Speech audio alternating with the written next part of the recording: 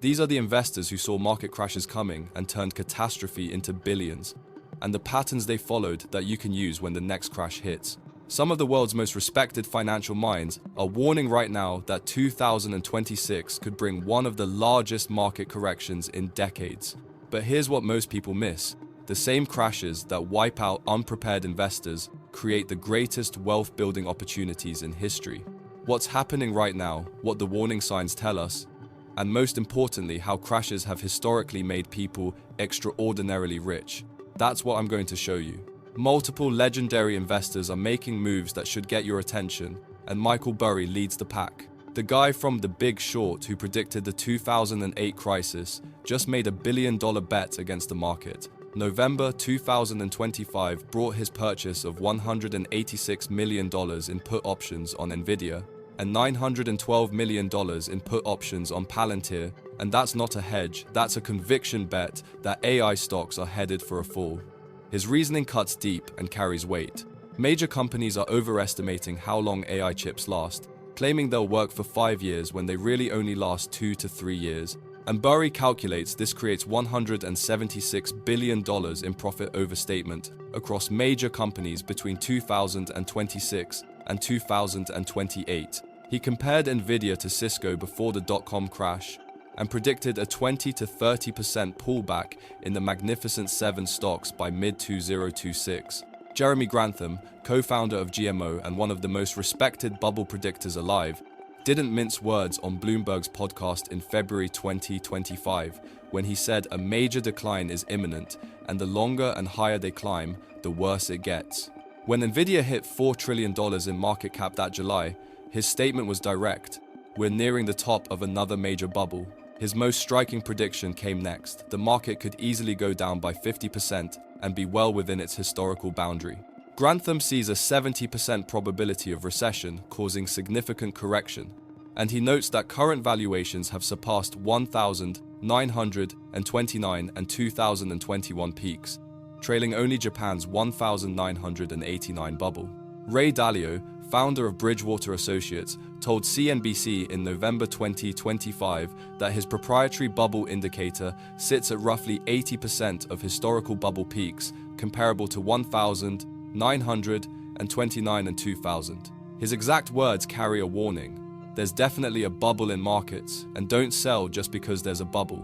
But if you look at correlations with the next 10 years' returns, when you land in that territory, you get very low returns. Jamie Dimon, CEO of JP Morgan Chase, stated in October 2025 that a recession could happen in 2026, and at the November 2025 Global Financial Leaders Summit, he added that a 10 to 20% drawdown in equity markets will likely hit sometime in the next 12 to 24 months.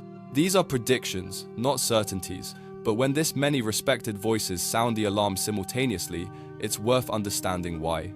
The actual numbers have these investors worried for good reason. The Shiller-Cape ratio, that's the cyclically adjusted price-to-earnings ratio, currently sits between 38.9 and 40.4, while the historical average runs at 16 to 17.7, which puts us in the 99th percentile of all historical valuations. December 1999 was the only time it ran higher, right before the dot-com crash that destroyed 78% of the Nasdaq's value.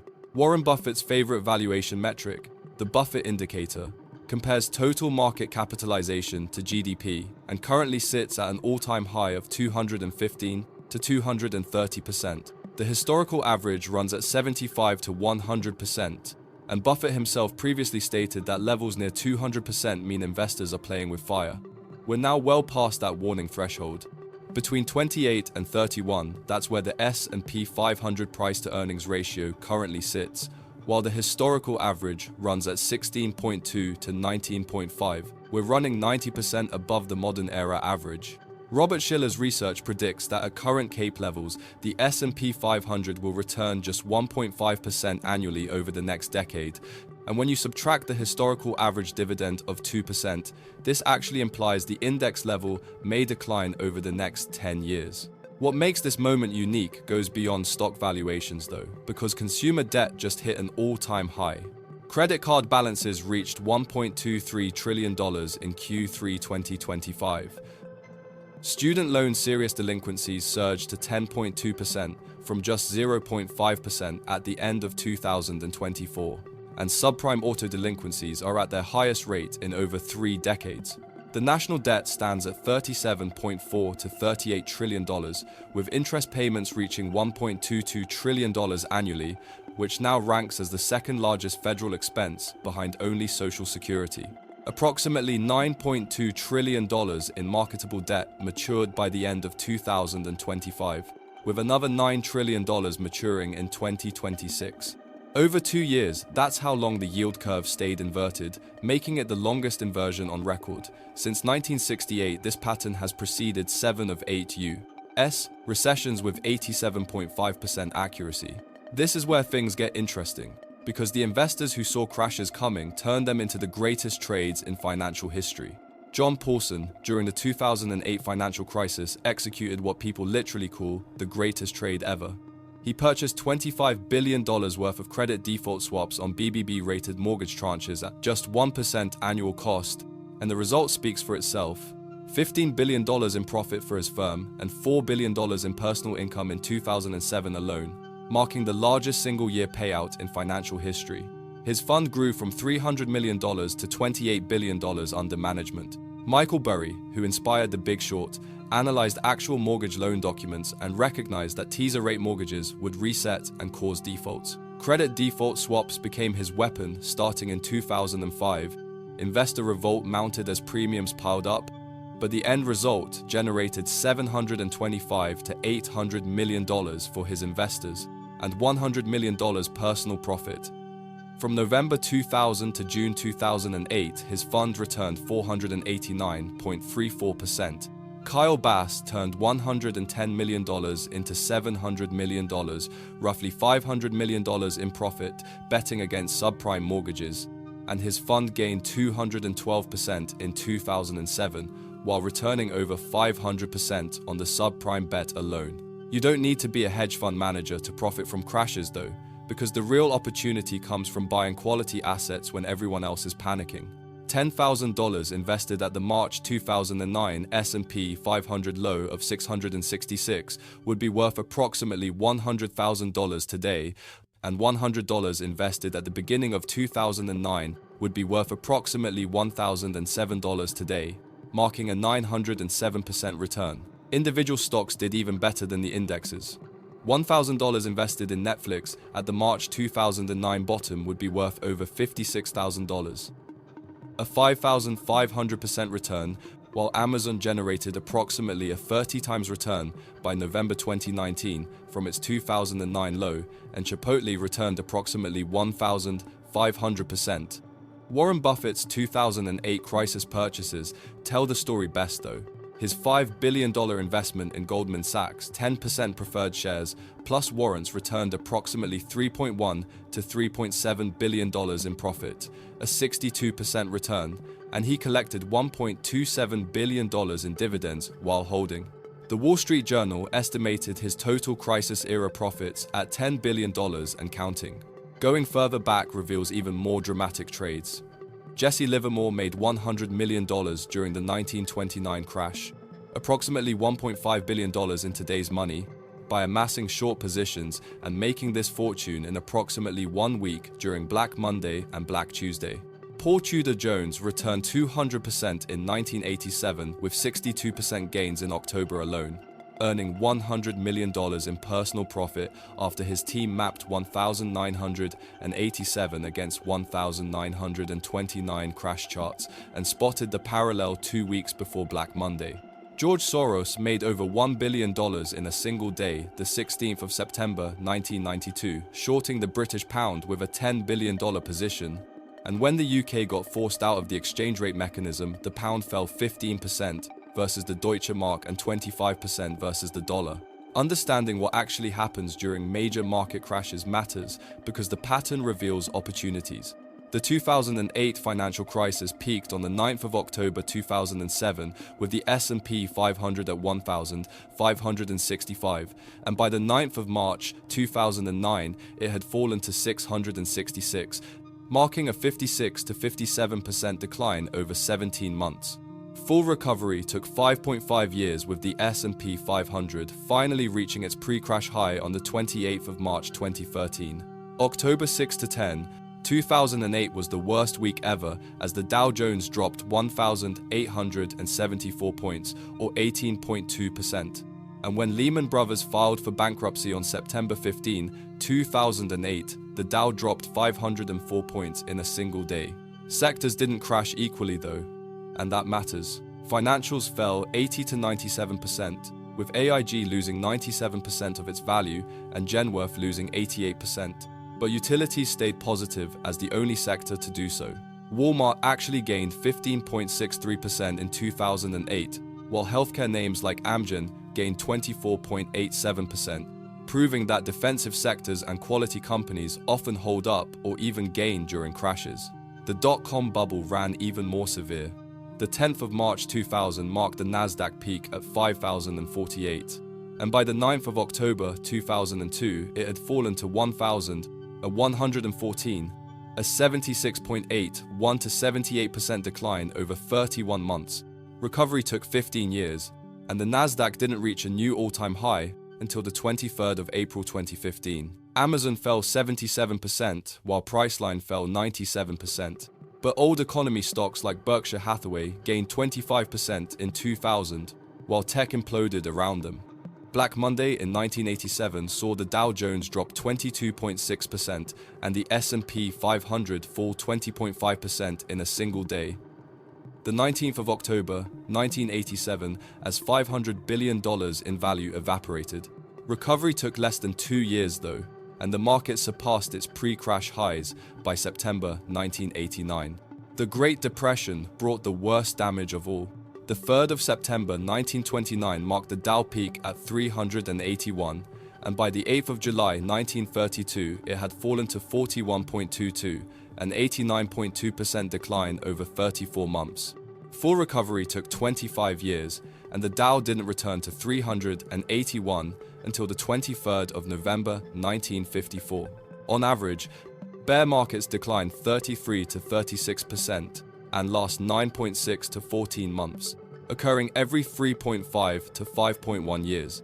Event-driven bear markets typically recover in about 1 year, cyclical bear markets take about 5 years, and structural bear markets like the Great Depression can take a decade or more.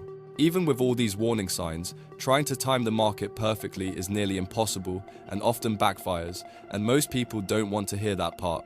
Charles Schwab ran a 20-year study comparing different investing approaches, and the perfect market timer, who magically invested at the lowest point each year, finished with $186,077.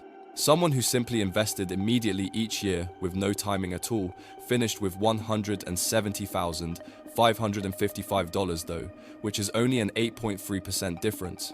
Even the worst timer, who invested at the peak every single year, finished with roughly $150,000, nearly double what staying in cash produced at only $82,091. Northwestern Mutual analyzed 10-year rolling returns and found lump sum investing outperformed dollar cost averaging 75% of the time for all equity portfolios. The trap reveals itself in the data. 42% of the best trading days occur during bear markets, and 36% of best days occur in the first 2 months of a new bull market. Selling and waiting on the sidelines means you'll likely miss these explosive recovery days, and Hartford Funds data shows that missing just the 10 best days historically cuts your returns roughly in half. MIT research found that 30.9% of panic sellers never return to reinvest in risky assets, and of those who do return, 58.5% re-enter within 6 months, often missing significant recovery gains. The investors who made billions from crashes didn't get lucky, they prepared for years. Michael Burry spent months analyzing individual mortgage documents, John Paulson spent years studying credit default swaps before structuring his trade, and Kyle Bass hired private investigators to study mortgage lending practices. You don't need billions or a hedge fund to benefit from a crash though, and here's what financial advisors actually recommend. Maintain 3 to 6 months of expenses in emergency cash first, because this prevents forced selling at the worst possible time. And if you have cash reserves, you can buy when others are panic selling. Rebalance your portfolio regularly because studies show this improves risk-adjusted returns by systematically selling what's become expensive and buying what's become cheap. Use downturns for tax loss harvesting and Roth conversions, harvesting losses to offset gains while converting traditional retirement accounts to Roth accounts when values are depressed, and locking in lower tax rates. Build diversification beyond the Magnificent Seven tech stocks by considering defensive sectors like consumer staples, utilities, and healthcare, which significantly outperformed during 2008. Consider assets that perform well during crashes, because gold rose 2.6% in 2008, while the S&P 500 fell 37%, and Treasury bonds gained 17% during 2008 while stocks fell 49%, serving as the primary flight to safety asset. What you should never do matters just as much though. Don't panic sell because locking in losses destroys wealth. And buy and hold investors from 1,980 to 2,025 earned 12% annually versus 10% for those who sold after downturns. Don't constantly check your accounts because this increases anxiety and emotional decisions. Don't abandon your financial plan, and don't try to time the market precisely because even professional hedge fund managers with teams of analysts get it wrong. Not everyone agrees a crash is coming, and you need to hear the other side in fairness.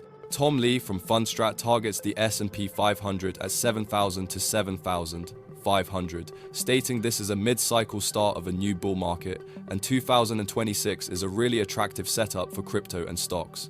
The S&P 500 has risen over 80% over the past 3 years, he notes, and bull markets often last much longer than people expect. Ed Yardeni sees a 55% probability of a roaring 2022 scenario, with targets of 7,700 by end of 2026 and 10,000 longer term, while Deutsche Bank targets 8,000 by end of 2026 and Morgan Stanley projects 7,800.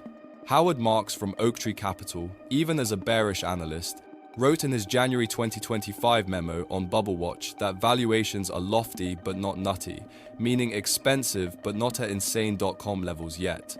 An inconvenient truth emerges here. Jeremy Grantham has been calling for a major crash since 2021, and the market has gone significantly higher since then. Bubbles can persist longer than anyone expects, and Grantham himself notes they don't pop really until they are popped by tightness of monetary policy. All forecasts are opinions. Even legendary forecasters have mixed track records, and markets are inherently unpredictable.